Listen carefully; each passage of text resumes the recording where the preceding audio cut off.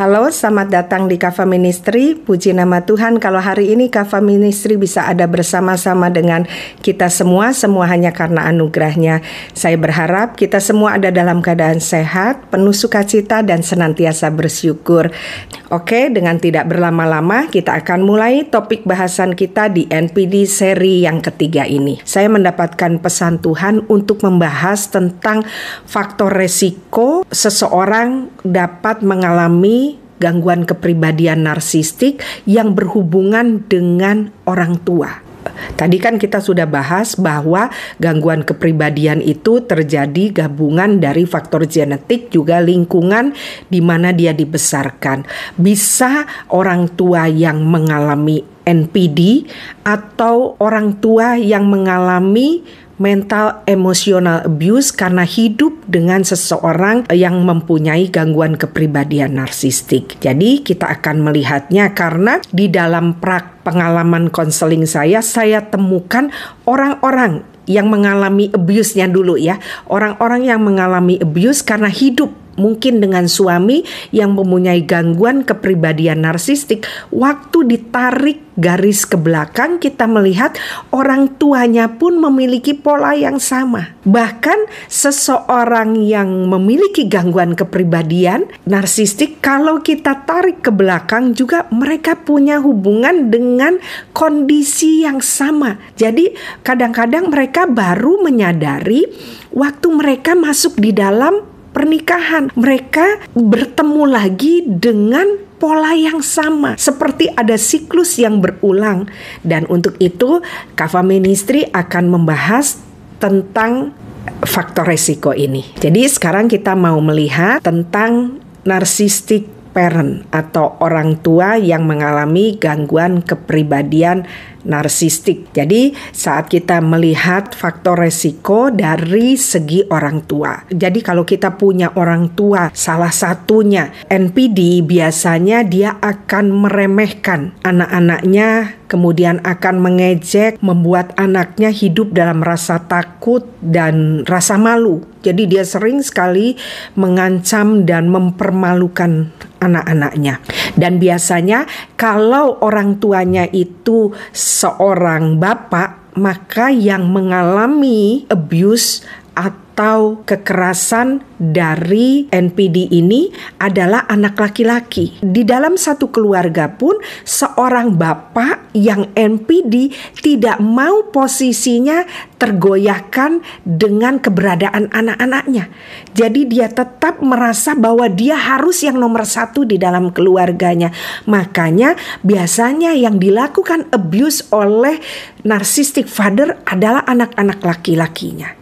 Jadi demikian juga dengan narcissistic mother. Seorang ibu yang mempunyai gangguan kepribadian narsistik, dia tidak mau tersaingi oleh siapa? Oleh anak perempuannya. Makanya dia harus tetap menjadi nomor satu. Dia harus yang tercantik. Dia harus yang terhebat. Semua mata tertuju harus kepada dia. Makanya dia tidak mengizinkan anak-anaknya tampil lebih dari dia. Untuk itu dia harus melakukan abuse kepada anak-anaknya dengan cara tadi, mengejek, merendahkan, membuat rasa malu, rasa takut. Anak-anak ini ke depannya mereka pun secara tidak langsung mereka pun mengalami yang namanya gangguan kepribadian narsistik. Jadi seperti ada satu pola yang terus-menerus tidak pernah putus. Dan biasanya orang yang mempunyai orang tua NPD itu kurang dipuji, kurang mendapatkan kasih sayang. Mengapa? Karena orang tuanya hanya mau tentang dirinya. Dia jarang memuji dan memberikan kasih sayang kepada anaknya. Atau sebaliknya, ada orang tua NPD yang membajakan anak secara berlebihan. Dalam arti bagaimana? Misalnya seperti begini. Ada seorang narcissistic mother. Jadi misalnya dalam arti seseorang yang mengalami NPD-nya ibunya ya, narcissistic mother. Nah di dalam satu keluarga dia misalnya punya anak 3. Misalnya 2 laki-laki dan 1 perempuan. Narcissistic mother ini akan melakukan abuse kepada anak perempuannya. Tetapi sebaliknya untuk anak laki-lakinya dia akan memanjakan berlebihan. Makanya seorang narcissistic mother ini benar-benar selalu menciptakan situasi yang tidak pernah tenang di dalam keluarga. Dia selalu mengadu domba setiap anaknya. Nah, makanya kalau ini seorang narcissistic mother, dia akan memberikan pujian atau memanjakan anak-anak lakinya. Tetapi untuk anak perempuannya dia akan lakukan abuse. Jadi pujian dan memanjakan secara berlebihan ini lahir juga dari kesakitan seorang NPD. Dan membuat nanti anak-anak laki-lakinya juga berperilaku sebagai seorang NPD. Jadi kita melihat ya bagaimana satu pola yang terus-menerus terjadi dan tidak pernah putus di setiap keturunan. Nah, untuk itu dengan kita belajar hari ini, saya berharap kalau itu ada di kita, mungkin ini pesan Tuhan buat Anda untuk memutuskan segala siklus yang mungkin sudah terjadi lama di dalam kehidupan keluarga Anda. Nah, kemudian dan juga pola asuh dan pola didik orang tua yang tidak konsisten juga dari perilaku manipulatif orang tua. Jadi kalau misalnya seseorang NPD, itu anak-anak mempelajari juga sifat manipulatif dari orang tuanya yang NPD. Secara tidak sadar itu terekam di dalam alam bawah sadarnya, dan sebenarnya biasanya anak yang hidup dengan orang tua NPD itu akan benci kepada orang tuanya. Tetapi waktu mereka masuk ke dalam pernikahan, sesuatu yang dia benci itu justru terjadi lagi di dalam dirinya. Bahkan dia yang melakukan abuse kepada pasangannya. Jadi memang ini sesuatu mata rantai yang harus dipatahkan. Jadi kita tadi melihat bagaimana perilaku dan tindakan yang dilakukan oleh orang tua yang NPD kepada anak-anak dalam masa tumbuh kembangnya. Dan sekarang saya akan membawa kita masuk lebih dalam lagi. Ada istilah yang namanya the in utero experience. Utero itu uterus. Uterus itu adalah rahim. Jadi ini adalah trauma before birth. Jadi tadi kita bicara tentang waktu anak itu sudah di luar dan mengalami pola asuh, dia melihat tindakan manipulatif, dia mengalami kekerasan, dia dilecehkan. Tetapi yang menjadi satu hal yang Tuhan mau tekankan di sini tentang istilah the in utero experience atau trauma before birth. Trauma yang mulai dialami sejak dari rahim. Kita akan membahas ini sama-sama ya. Jadi janin yang tumbuh dan berkembang sepenuhnya bergantung kepada ibu yang menjadi tempat tinggalnya. Karena terikat oleh yang namanya plasenta. Ya, jadi kalau kita lihat yang menghubungkan seorang ibu dan anak itu adalah yang namanya plasenta. Disitulah dia menerima udara, makanan, air, dan apapun yang dicerna oleh ibu. Itulah sebabnya makanya seorang ibu yang memakai narkoba atau minum alkohol maka akan banyak menimbulkan kerugian kepada keturunannya karena makanan dan minuman serta bahan kimia, karena plasenta menjadi penghubung dari apa yang dimakan, diminum serta dikonsumsi oleh seorang ibu. Dan ternyata bukan hanya bicara makanan atau bahan kimia yang diterima seorang janin dari ibunya lewat plasenta. Janin ini juga sensitif terhadap perasaan ibu yang emosional. Apa yang terjadi di lingkungan internalnya serta apa yang terjadi di lingkungan eksternalnya. Sama seperti individu yang dilahirkan dipengaruhi oleh sesuatu yang mereka alami dalam hidupnya. Bentuk kehidupan janin yang sedang tumbuh pun dipengaruhi oleh segala sesuatu yang mereka alami meskipun mereka dalam keadaan bertumbuh. Ada misalnya seorang ibu yang hidup dengan suami yang NPD atau punya mertua yang NPD, maka ibu ini dalam keadaan hamil dia punya rasa malu, rasa takut, rasa bersalah, mengalami trauma. ini pun merupakan racun yang dapat seringkali tidak diperhitungkan bahwa ini pun dapat mengganggu perkembangan dari anak tersebut. Susunan genetik dari janin yang sedang bertumbuh biasanya terganggu dan mereka tidak bisa menolak karena tanpa kemampuan untuk bersuara atau menentang. Pengalaman traumatis secara emosional yang diteruskan oleh janin ini dikodekan di dalam DNA mereka sehingga menjadi sesuatu yang tidak baik bagi keberadaan janin. Makanya di Alkitab dikatakan kita harus sangat hati-hati waktu Tuhan sedang menenun kita di dalam kandungan.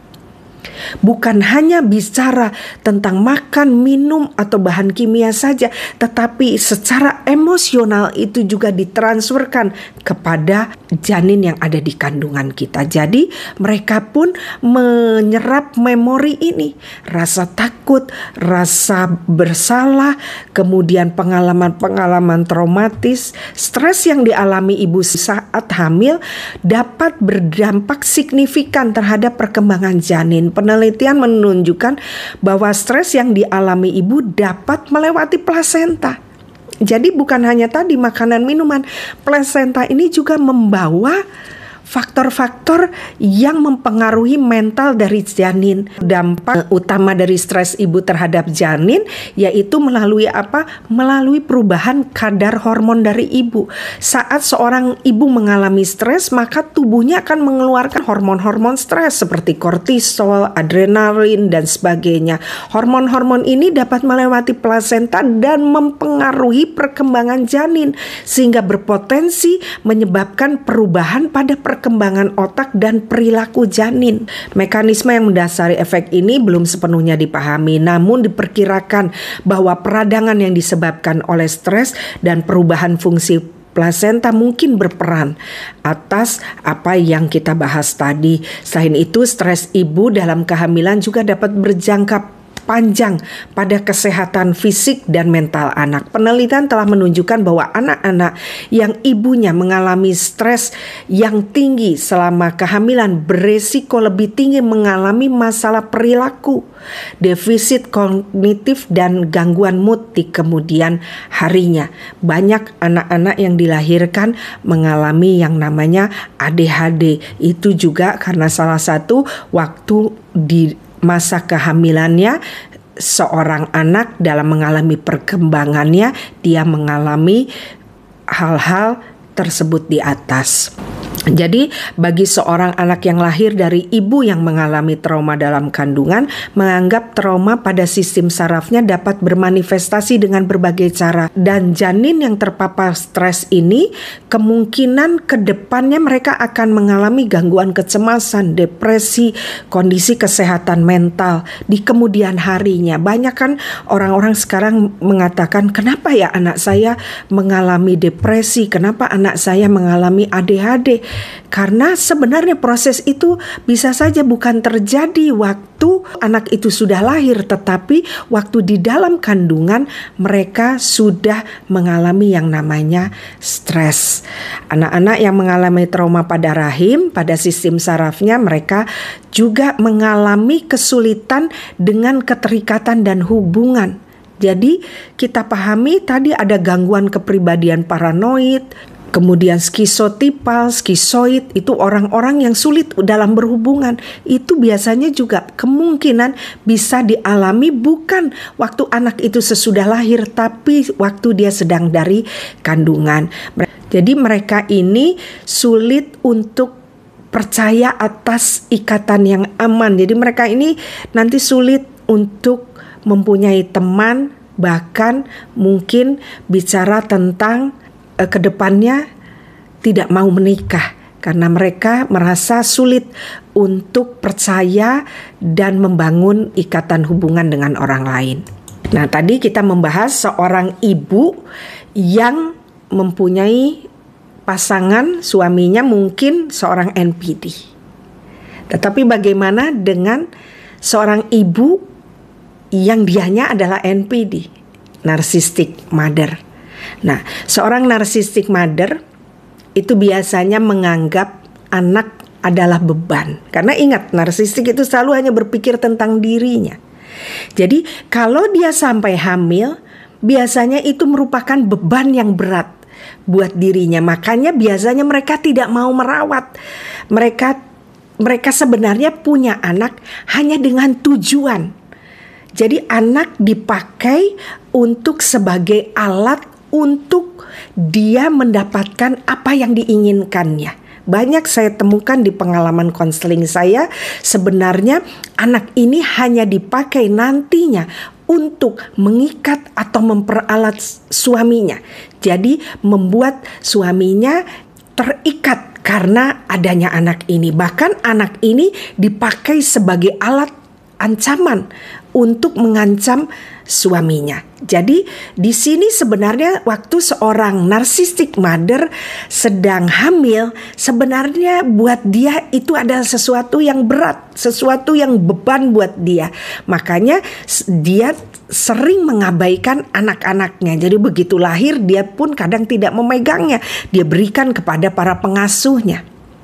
Bahkan dia tidak mau ikut di dalam bagaimana proses untuk anak itu tumbuh kembang. Mereka hanya mempergunakan kehamilan itu bukan untuk sesuatu yang diharapkan untuk sebagai naluri seorang ibu, tetapi mereka lebih tertarik untuk menciptakan mainan, untuk menciptakan sesuatu yang dapat menjadi senjata untuk menyalurkan egonya. Sungguh mempunyai narcissistic mother ini tidak mudah. Dan mereka sebenarnya kalau kita perhatikan, mereka tidak menikmati periodik dari kehamilannya. Kalau kita seorang ibu kan menikmati ya. Dari setiap kita tahu, kita sering lihat USG-nya. Kadang kita suka bicara dengan USG-nya. Kita sering memegang perut kita. Ada naluri keibuannya. Tetapi kalau orang narcissistic mother itu mereka tidak pernah berpikir tentang naluri keibuannya. Karena mereka pasti hanya berpikir bagaimana tubuhnya berubah, bagaimana dia harus cepat-cepat kembali posisinya. Karena segala sesuatu adalah tentang dirinya. Bahkan sebenarnya kehamilan ini pun tidak diharapkan, tetapi hanya untuk satu tujuan, biasanya untuk status atau mainan atau senjata yang dipakai nanti ke depannya. Anak tidak diperlakukan sebagai manusia, tetapi anak diperlakukan sebagai objek yang sebenarnya tidak diinginkan. Tidak ada hubungan yang terjalin antara emosi ibu dan anak. Di sini tidak ada gairah, tidak ada penerimaan, tidak ada welcome. Semua ini membuat janinnya pun dapat merasakan. Jadi dia sudah merasakan peristiwa traumatik dan penolakan dari ibunya sendiri. Anak ini merasa tertolak sejak dari kandungan. Dan betapa sakitnya mempunyai seorang ibu yang narsistik. Karena bukan saja saat di kandungan dilukai oleh seorang narcissistic mother. Waktu anak ini lahir, saya bisa gambarkan seperti waktu di dalam dilukai anak ini, dihancurkan, dianggap hanya sebagai objek saja. Dan waktu dikeluarkan seperti luka yang ditaruh dengan jeruk nipis. Kehidupannya akan tambah disakiti oleh seorang yang mempunyai narcissistic mother. Apalagi kalau dia ini berjenis kelamin perempuan. Maka seorang narcissistic mother ini akan membeda-bedakan anaknya. Jadi dari sini kita melihat ini semua terjadi karena tadi semua harus tertuju kepada dirinya. Betapa sakitnya itu ketika lahir kan seorang anak ingin perhatian, tetapi dari pengalaman traumatik yang keluar dia hanya dapatkan rasa takut. Dan dia merasakan bahwa sepertinya dia lahir dalam keadaan terluka.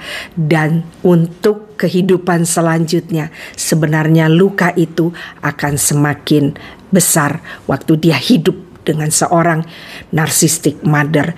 Ibu yang narcissistic mother ini kejam. Jadi dia benar-benar menghancurkan Bahkan bisa saja dia mungkin punya anak perempuan. Tetapi kalau itu lebih dari satu, maka ada anak perempuan yang sangat disayanginya dan ada anak perempuan yang kambing hitam. Narcissistic mother ini tetap melakukan abuse. Dia akan membeda-bedakan anaknya. Misalnya anaknya perempuan ini ada 4, maka dia akan melihat mana anak yang berpotensi untuk bisa menyenangkan diri. Maka dia akan membuat anak itu menjadi anak emas. Tetapi untuk anak yang terlihatnya tidak terlalu baik, dia akan jadikan anak itu sebagai kambing hitam seumur hidupnya. Jadi ada hal-hal yang terjadi di dalam keluarga membuat keluarga ini pun bukan hanya bermasalah dengan ibunya, tetapi juga bermasalah dengan saudara-saudaranya yang ada isinya hanya pertengkaran demi pertengkaran karena adanya ketidakadilan di dalam kasih seorang ibu. Dan biasanya anak-anak yang menjadi kambing hitam ini hidup dengan rasa takut, minder, malu, dan tidak percaya diri. Inilah yang membuat dia nantinya ketemu pasangan yang juga seorang yang NPD. Jadi sesudah dia bertemu dengan narcissistic mother, di kehidupan pernikahannya dia akan ketemu lagi dengan yang namanya narcissistic husband. Ini bisa terjadi sebaliknya ya, tapi ini karena kita sedang bicara kandungan, ini bicara ibu. Jadi kalau kita mau lihat, kita mau telusuri ujung-ujungnya, makanya saya sering kalau ada yang konseling saya bilang coba catatan tentang keluargamu, mulai kamu tulis sedikit-sedikit bagaimana hubungannya. Dan saya lihat biasanya pola ini ada. Makanya saya menganjurkan untuk memberhentikan siklus ini dengan apa? Untuk benar-benar memahami tentang apa yang terjadi dalam kehidupannya. Dan kita akan bahas itu di seri-seri selanjutnya. Jadi hari ini kita sudah membahas tentang faktor pencetus dari orang yang mengalami NPD, yaitu kita melihatnya dari pola asuh orang tua atau kita sebut dengan narcissistic parent. Kita belajar juga tadi bukan hanya dari pola asuh yang salah, tetapi juga ada pengalaman traumatik yang terjadi yang tadi kita pakai istilah the in utero experience atau trauma before birth. Ternyata ini juga berdampak untuk seseorang itu bisa mengalami yang namanya gangguan kepribadian narsistik. Terutama kita memperhatikan dari seorang ibu saat mengandung, ternyata ada yang namanya plasenta yang menghubungkan antara ibu dan anak, bukan hanya bicara makanan, oksigen dan sebagainya, tetapi juga secara mental itu bisa ditransferkan kepada janin yang ada di kandungan. Makanya sangat berhati-hati sekali waktu seorang ibu itu hamil. Kalau dia hidup dengan seorang NPD, maka biasanya dia akan mengalami stres selama masa kehamilannya, dan ini dapat berdampak baik secara fisik dan mental kepada janin yang ada di kandungan. Dan apabila seorang ibu yang hamil itu adalah seorang yang mengalami gangguan narsistik, maka tadi kita sudah belajar bahwa ternyata di kandungan pun sebenarnya anak ini sudah mengalami penolakan, karena biasanya seorang NPD, seorang narcissistic mother hamil itu bukan karena dia menginginkan anak ini, tetapi biasanya hanya dipakai sebagai objek untuk menyalurkan egonya. Bahkan biasanya dipakai senjata untuk memanipulasi pasangannya atau suaminya. Dan kedepannya anak ini dipakai sebagai ancaman seperti yang sudah kita bahas di seri 1 NPD, yaitu tentang mental dan emotional abuse. Jadi itu yang saya dapat bagikan hari ini, dan dalam konseling saya banyak temukan ada pola yang sama waktu saya melayani seseorang yang hidup dan mengalami mental emotional abuse karena pasangannya seorang NPD. Itu kalau kita lihat ke belakangnya, ternyata mereka punya pola yang sama di kehidupannya mereka. Walaupun tidak semuanya, tetapi saya melihat kecenderungan untuk punya pola yang sama. Saya tidak paham mengapa Tuhan suruh saya untuk membahas soal traumatic before birth ini, tapi saya tahu pasti Tuhan punya rencana. Dan mungkin ada di antara kita semua yang ada melihat video ini. Saya tidak tahu, mungkin ini untuk Anda. Untuk itu saya rindu di akhir saya mau mengajak kita semua untuk sama-sama berdoa. Dan bila ternyata di dalam pernikahan Anda mengalami mental emotional abuse dan juga setelah Anda melihat ke belakang ternyata ada siklus yang sama di dalam keluarga Anda, kita mau sama-sama merendahkan diri di hadapan Tuhan, kita mau berdoa.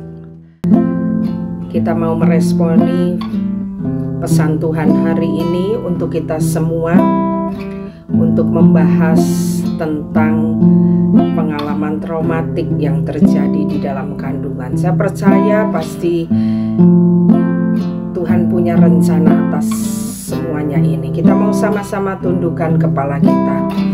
Aba, terima kasih kalau hari ini kami boleh ada bersama-sama di Kava Ministry. Semua hanya karena anugerah-Mu. Terima kasih untuk pesan-Mu. Untuk hari ini kami membahas hal-hal yang berhubungan dengan trauma di dalam kandungan sebelum kami dilahirkan. Kami tidak tahu apa yang Kau ingin sampaikan, tapi kami tahu pasti ada sesuatu yang Tuhan mau lakukan atas kami. Dan mungkin dari yang menonton video ini ada yang mengalaminya. Mungkin Anda tidak memahami mengapa banyak hal yang terjadi di kehidupan Anda, dan semua yang terjadi di luar dari apa yang Anda dapat pikirkan. Untuk itu kita sama-sama merendahkan diri di hadapan Tuhan. Aba, hari ini kami mau datang bersama-sama di hadapan-Mu, merendahkan diri.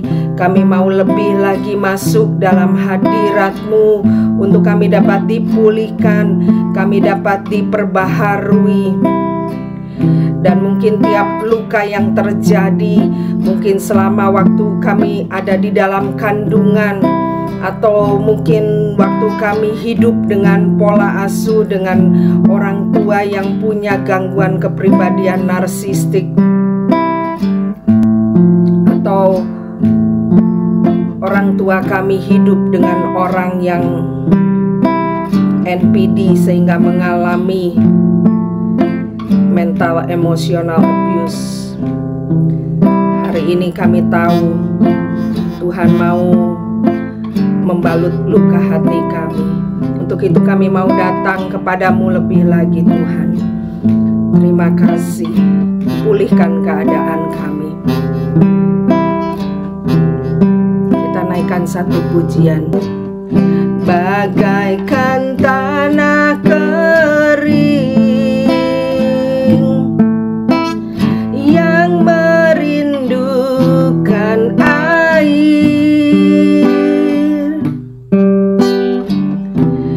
demikianlah jiwaku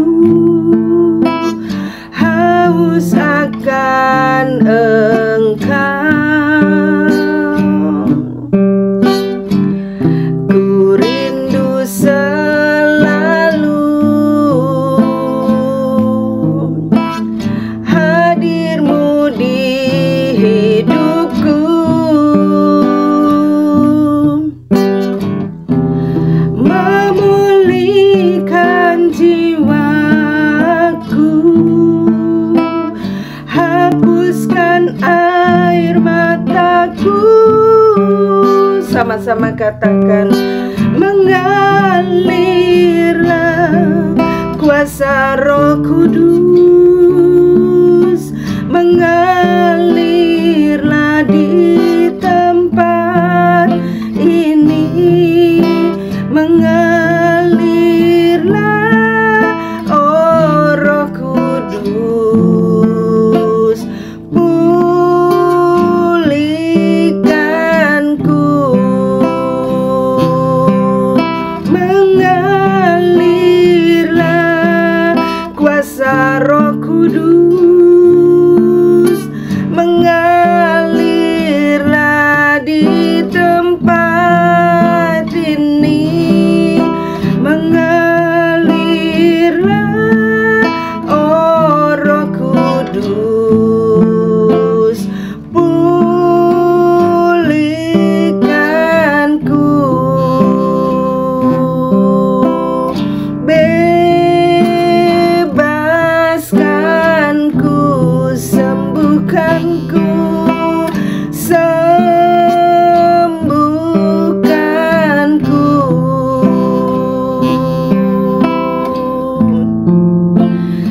kasih Tuhan. Haleluya, haleluya. Kami mau bersyukur. Kami tahu hari ini Tuhan mau memulihkan keadaan kami. Hamba-Mu saat ini bersepakat dengan semua yang ada di Kava Ministry Tuhan. Apabila ada siklus yang terjadi di dalam keluarga kami dan itu berulang terus-menerus Tuhan, kami mau berdoa saat ini dengan kuasa darah Yesus. Saat ini setiap siklus yang iblis buat dalam kehidupan keluarga kami, di dalam nama Yesus kami berdoa, biarlah hari ini kami dibebaskan, kami alami pembebasan. Mungkin dari kami ada yang mengalami pengalaman traumatik sejak dari kandungan atau di dalam pola asuh waktu kami kanak-kanak atau di dalam waktu kami masuk dalam pernikahan. Apapun itu Tuhan, kami tahu hari ini adalah hari pembebasan Tuhan. Kami tahu ada sesuatu yang terjadi Tuhan. Tuhan sedang memulihkan segala sesuatunya Tuhan. Untuk itu kami mau bersyukur. Kami percaya Tuhan, pemulihan terjadi, pembebasan terjadi hari ini. Sama-sama katakan, mengalirlah kuasa Roh Kudus, mengalirlah di tempat ini, mengalirlah oh Roh Kudus, pulihkanku,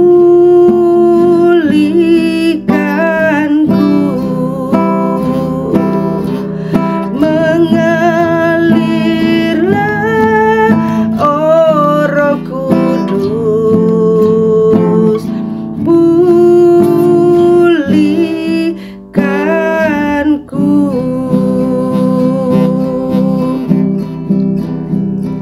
Terima kasih Tuhan.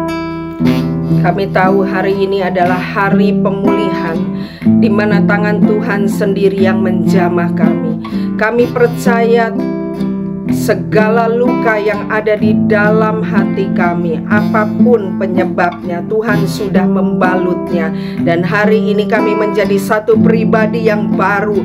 Kami jadi baru karena Engkau Tuhan. Kami bersyukur. Terima kasih. Apapun perjalanan traumatik yang terjadi saat ini, kami berdoa. Kami tahu Tuhan memulihkan kami Tuhan dengan sempurna. Kami memiliki pola pikir yang baru. Kami memiliki pikiran Kristus dan kami dipulihkan Tuhan. Lebih lagi untuk itu kami berdoa Tuhan, bersepakat apabila mungkin di bagian otak kami ada mengalami hal-hal yang terjadi akibat pengalaman traumatik, membuat mungkin amigdala kami tidak berfungsi dengan baik. Saat ini kami berdoa, urapi amigdala kami, pulihkan Tuhan, pulihkan jadi baru hipokampus kami Tuhan, prefrontal cortex kami Tuhan, korteks singular kami, sistem limbik kami Tuhan, segala sesuatu yang ada di otak kami dipulihkan Tuhan. Kami tahu Tuhan terus memperbaharui kami Tuhan. Kami percaya hari ini kami dipulihkan Tuhan, kami disembuhkan. Apapun yang kami hadapi saat ini Tuhan, saat ini kami punya keberanian Tuhan untuk kami boleh menerobos bersama-sama dengan Engkau. Terima kasih Tuhan sudah menuntun kami, sudah memulihkan kami, sudah menyembuhkan kami. Biarlah Tuhan terus mengajar kami untuk kami terus hidup benar dan kami ada di dalam-Mu Tuhan.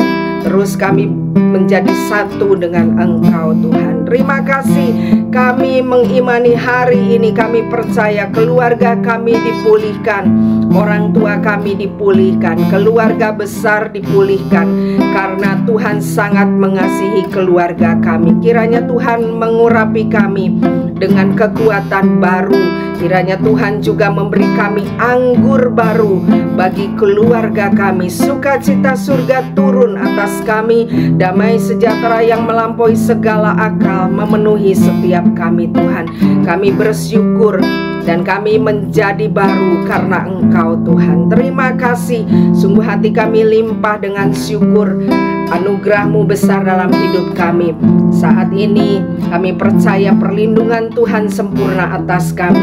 Kiranya Tuhan terus menyinari kami dengan wajah-Mu dan memberikan kami kasih karunia, dan Kau menghadapkan wajah-Mu kepada kami, berikan kami damai sejahtera. Terima kasih atas berkat-berkat-Mu. Kami bersyukur buat hari ini. Di dalam nama Yesus sama-sama katakan amin. Puji Tuhan, kita sudah selesai dan saya berharap kita semua ada dalam keadaan sehat, baik fisik maupun mental. Tetap bersukacita, tetap bersemangat karena Tuhan sangat mengasihi kita semua. Saya berharap apa yang dibagikan ini dapat menjadi berkat, dan kita akan bertemu di seri selanjutnya. Kita akan membahas apakah NPD ada di dalam Alkitab. Mau tahu jawabannya? Bisa diikuti nanti di seri yang keempat. Sekali lagi terima kasih atas perhatiannya. Tuhan Yesus memberkati.